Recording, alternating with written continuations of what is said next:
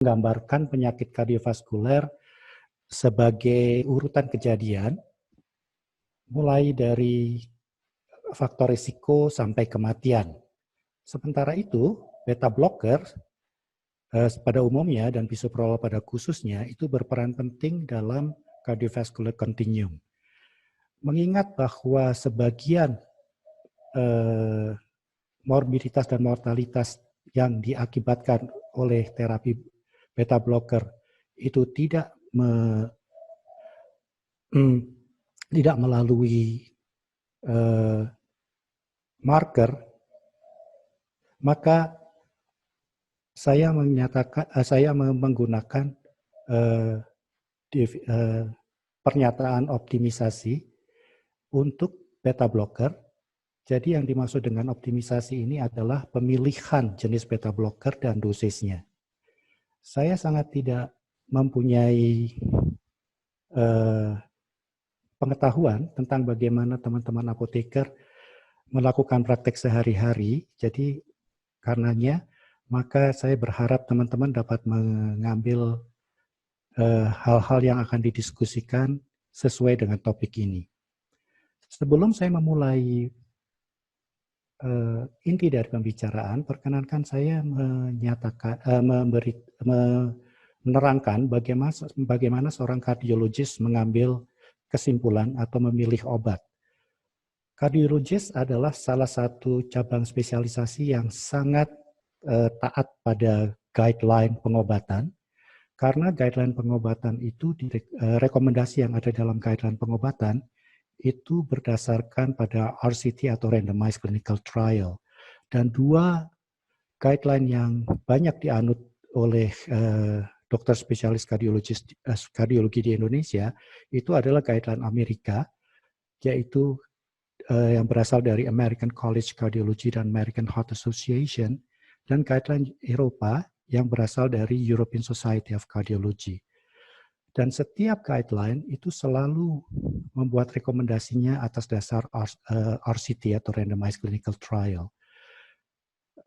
Pada saat sebuah obat itu diteliti pada awal sebelum approval oleh katakan US FDA atau European Medicine Agency, maka obat tersebut akan membuat RCT, dan RCT itu biasanya sangat terbatas, mempunyai keterbatasan, karena satu, dia dilakukan pada waktu yang follow up yang tidak terlalu panjang, sehingga biasanya akan dilanjutkan dengan RCT lain yang memakai follow up yang lebih panjang.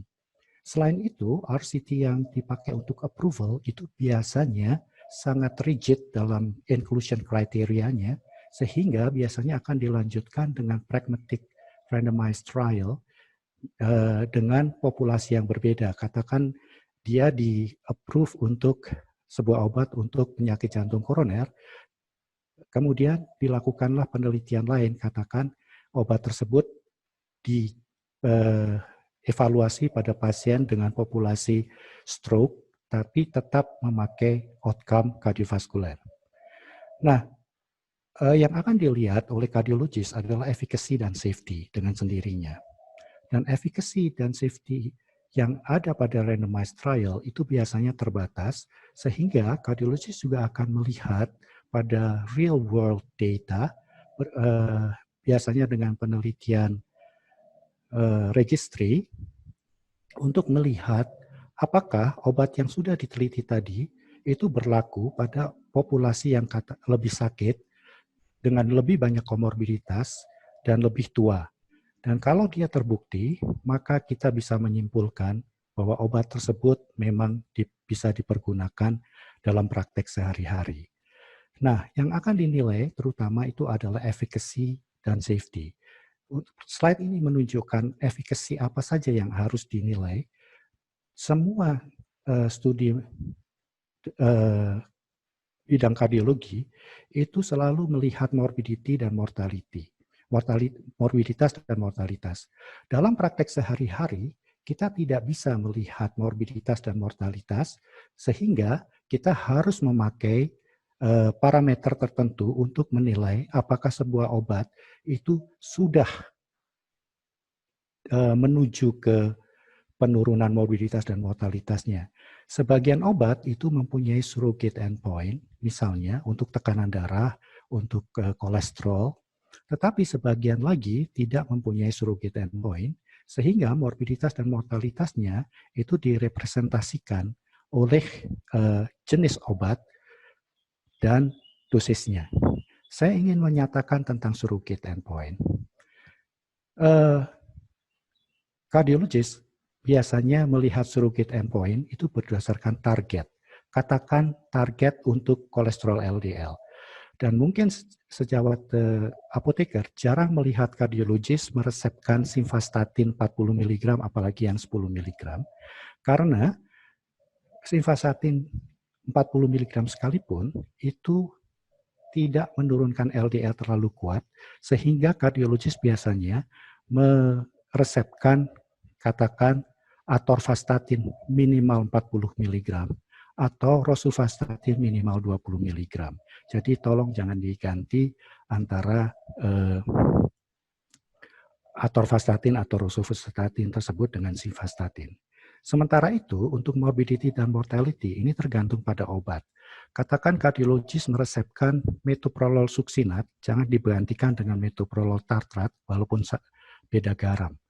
Kemudian, jika kardiologis meresepkan bisoprolol, jangan diganti dengan atenolol, karena atenolol tidak mempunyai studi pada RCT, sehingga kita tidak tahu berapa dosis atenolol yang dapat menurunkan morbiditas dan mortalitas. Sekarang saya akan masuk ke inti pembicaraan, yaitu cardiovascular continuum dan efek dari beta blocker pada umumnya dan efek dari bisoprolol pada khususnya. Ini adalah gambaran dari cardiovascular continuum yang awalnya pada tahun 91 itu diajukan oleh Victor Zhao dan Eugene Braunwald. Konsep dari cardiovascular continuum itu menggambarkan penyakit kardiovaskuler sebagai rantai kejadian mulai dari faktor risiko, kemudian terjadinya beberapa penyakit di sini, dan diakhiri dengan kematian. Dengan berjalannya waktu, ternyata konsep ini yang awalnya dianggap sebagai hipotesis, itu terbukti kebenarannya, dan kemudian kita mendapatkan beberapa obat yang ternyata bisa menurunkan mortalitas pada khususnya, yang jika diterapi diberikan pada pasien-pasien yang ada dalam cardiovascular continuum. Misalnya, untuk infak miokard, kita kemudian mempunyai beberapa obat yang harus diberikan karena dia kelas 1. Misalnya adalah aspirin, kemudian P2Y12 inhibitor, itu misalnya seperti ticagrelor atau clopidogrel, kemudian statin, kemudian ACE inhibitor atau ARB, dan beta blocker. Demikian juga dengan pasien-pasien dengan gagal jantung, kita akhirnya mempunyai beberapa jenis obat, seperti misalnya ACE inhibitor, ARB, kemudian beta blocker, kemudian spironolactone, jika sejawat tahu sacubitril valsartan, kemudian ivabradin. Jadi dengan adanya penelitian-penelitian yang mengisi konsep ini, kita bisa tahu bahwa konsep ini benar. Dan kedua, kita tahu beberapa obat yang ternyata bisa menurunkan morbiditas dan mortalitas. Slide ini menunjukkan bagaimana kardiologis melihat sebuah obat dengan menurunkan surrogate endpoint berupa kolesterol LDL dapat menurunkan morbiditas dan mortalitas secara bermakna. Slide ini menunjukkan statin yang digabung dengan proprotein convertase substilicin caxin 9 atau disingkat sebagai PSK9 inhibitor, ternyata dapat menurunkan kolesterol LDL sampai 30 mg per desiliter dan masih bisa menurunkan morbiditas dan mortalitas.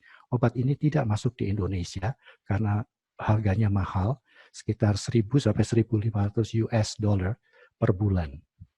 Nah, slide selanjutnya, ini adalah contoh dari obat yang menurunkan morbiditas dan mortalitas, tetapi tidak melalui surrogate endpoint. Obatnya adalah bisoprolol, dan studinya yang dipakai untuk approval